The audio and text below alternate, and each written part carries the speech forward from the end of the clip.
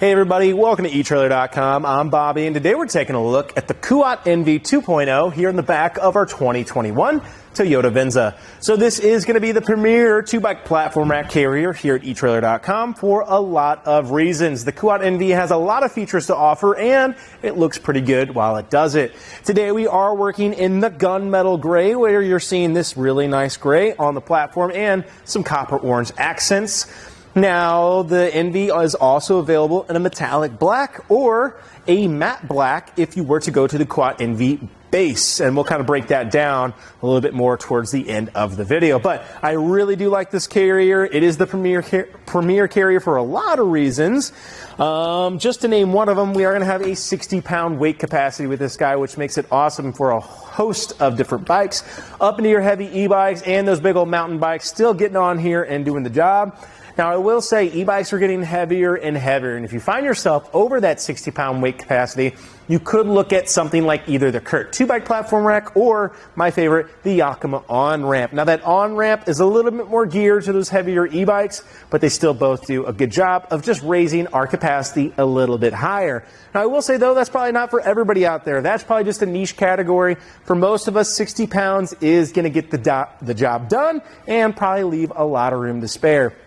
So we also do have a front tire hold format here today, and all that does, our front tire hold goes up, it goes down, and it won't go up unless, of course, I press on that button. So it works really, really well at securing a lot of different bikes, something even like your carbon frame bike, right? Because we don't have any frame contact, so we're not going to be warping or deteriorating that carbon frame. And to that end, you have anything like a women's bike, sub-3 bikes, kids' bikes, any bikes that might have issues here with like that horizontal frame or a frame mount design, we don't got to worry about it, right? As long as we have one good front wheel, we'll have an excellent time of actually holding onto our bikes. But why don't we actually take a look here at the carrier itself. On the very end, you are seeing a locking core on that cable lock, allowing you to secure each one of your bikes independently, which is pretty cool to see.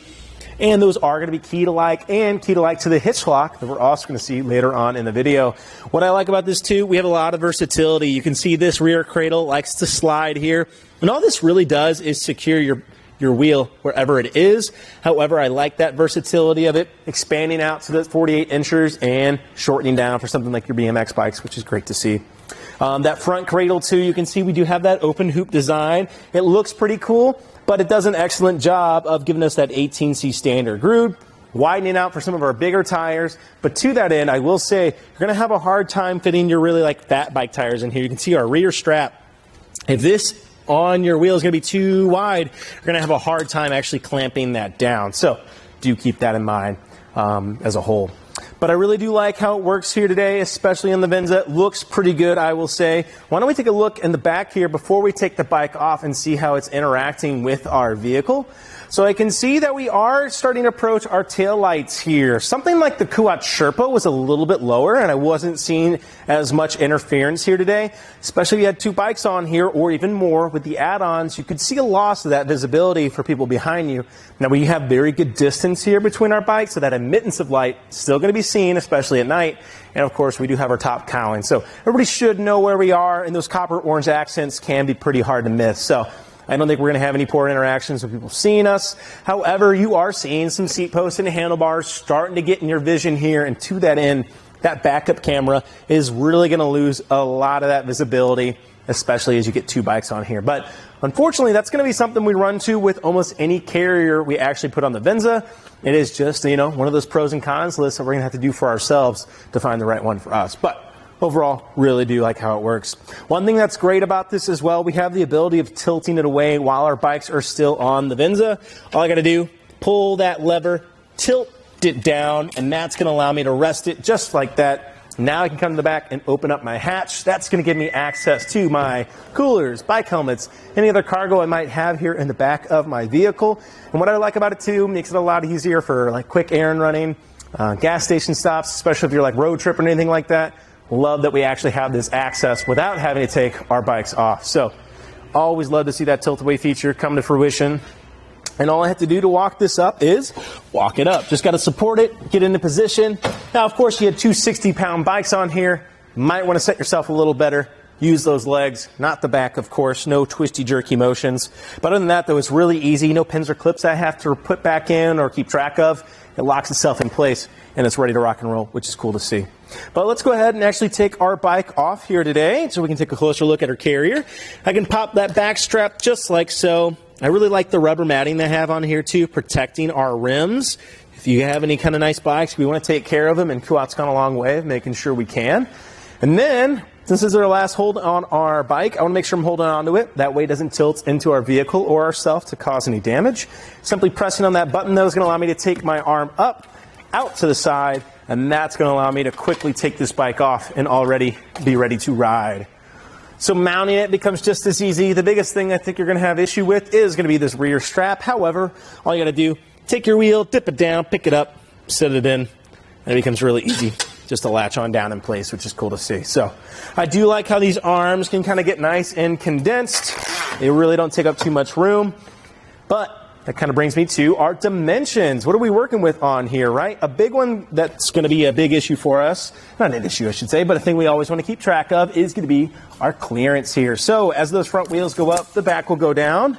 So will your hitch mounted accessories.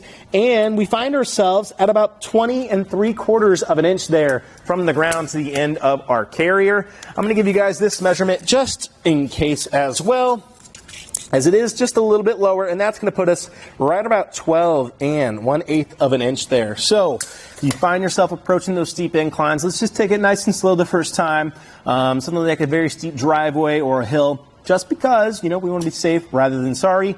However, I'm not too worried about those dimensions, but again, like I said, always better be safe than sorry. Taking it nice and slow can always help.